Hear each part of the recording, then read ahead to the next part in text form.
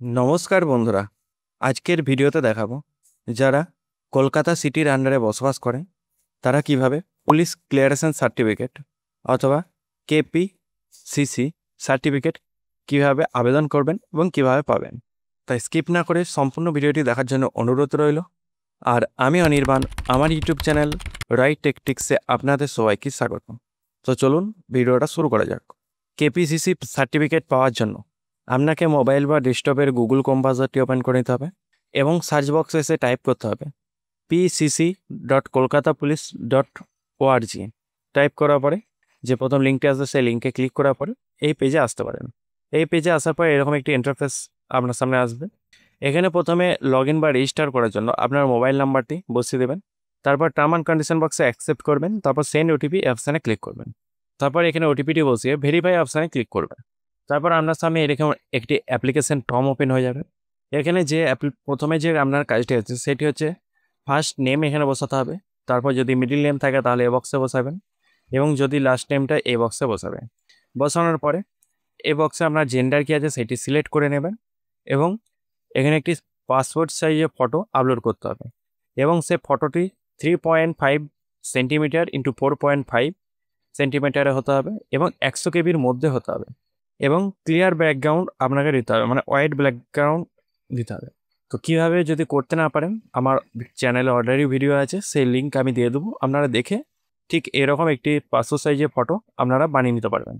তারপরে এখানে আপনার ডেট অফ বার্থটি সিলেক্ট করতে হবে এবং আপনার সাথেতে যেটি আছে ন্যাশনালিটি সেটা অলরেডি সিলেক্ট থাকবে।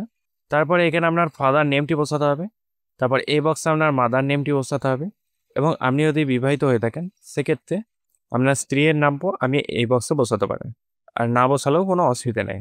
তারপর এখানে আপনার ইমেল আইডিটি কিন্তু অবশ্যই বসাতে হবে এবং আপনার এখানে মোবাইল নাম্বারটা অটোমেটিক বসে যাবে।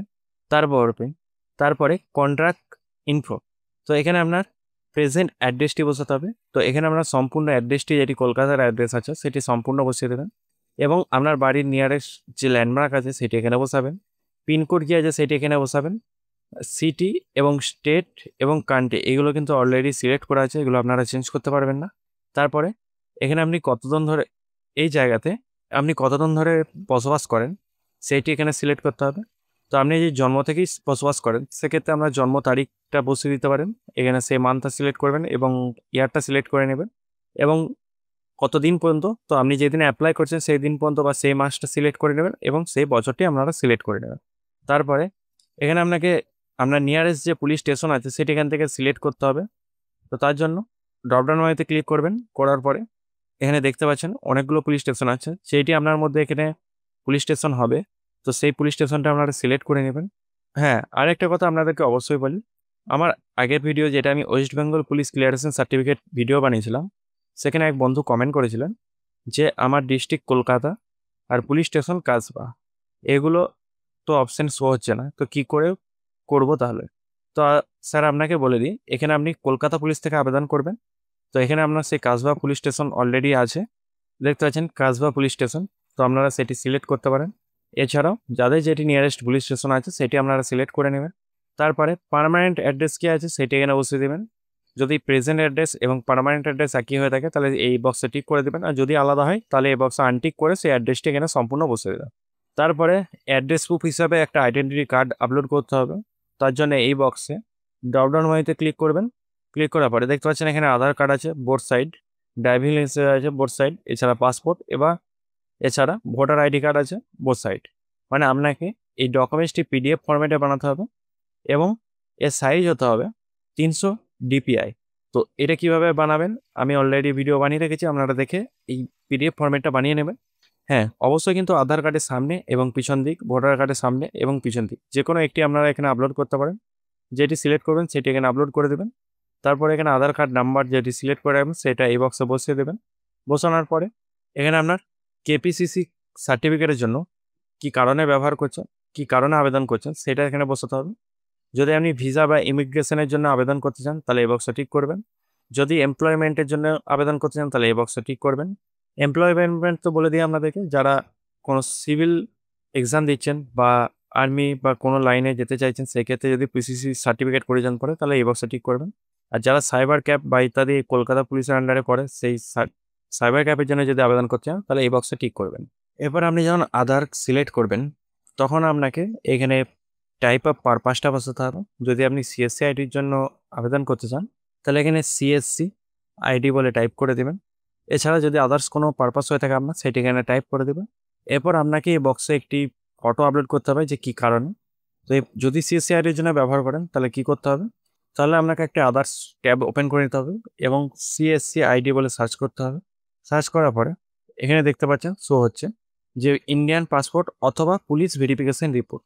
এই জায়গাটা আপনারা একটু স্ক্রিনশট নিয়ে নিন। এখানে একটু এই জায়গাটা আপনারা একটু স্ক্রিনশট নিয়ে নেবেন এবং তারপরে এখানে আপনারা সেটি আপলোড করে দেবেন। বোঝা গেল? তারপরে এখানে সিলেক্ট করতে হবে আপনার রেকর্ড ভেরিফিকেশনের জন্য আপনি কী চান, ক্রাইম রেকর্ড না ট্রাফিক। যদি দুটোই চান তাহলে দুটোই সিলেক্ট করে নেবেন। আর যদি চান যে ক্রাইম রেকর্ড শুধু তাহলে এই বক্সটা টিক করে দেবেন। যেটি চান সেটি এখান থেকে সিলেক্ট করে নেবেন। একটা জিনিস আপনাদেরকে বলতে ভুলে গেলাম, do you went to send PCC B employ email to employ. মানে আপনি যদি চান যে কোনো এমপ্লয়কে বা আপনার পিসিসি সার্টিফিকেটে কাউকে পাঠাতে, তো তার ইমেল আইডি এখানে পুট করতে পারেন, তার ইমেল আইডিতে বা আপনার ইমেল আইডিতে সেটা চলে আসবে। তারপর সেভ অ্যান্ড ড্রাফট করার পরে এখানে সেভ অ্যান্ড প্রসিড অপশানে ক্লিক করবে। হ্যাঁ, এই সার্টিফিকেটের জন্য, কলকাতা পুলিশ সার্টিফিকেটের জন্য আপনার 1050 টাকা চার্জ লাগবে। তারপর আপনার সামনে সম্পূর্ণ ডিটেলসটি একবার চলে আসবে, এটাকে একবার চেক করে নেবেন। করার পর টার্ম অ্যান্ড কন্ডিশন বক্সে অ্যাকসেপ্ট করবেন। তারপরে কনফার্ম অপশানে ক্লিক করবেন। যদি আপনি চান এটা সেভ করতে তাহলে ইয়েস অপশানে ক্লিক করবেন। তারপরে পেমেন্ট করার জন্য আপনাকে পে নাও এই অপশানে ক্লিক করতে হবে। তারপর আপনার সামনে গ্রিপস অফিসিয়াল ওয়েবসাইটটি ওপেন হয়ে যাবে। এখানে আসার পরে ভেরিফাই অ্যান্ড চেক এই অপশানে ক্লিক করবেন। তারপর আবার নেক্সট অপশানে ক্লিক করবেন। এখানে পেমেন্ট মোডটা চয়েস করে নেবেন এসবিআই পে। তারপর payment through payment gateway bank এটা সিলেক্ট করে নেবেন। তারপর নেক্সট অপশানে ক্লিক করবেন। করার পর একটা গ্রিপস পেমেন্ট আইডি এবং একটা জিআরএন নাম্বার ক্রিয়েট হয়ে যাবে।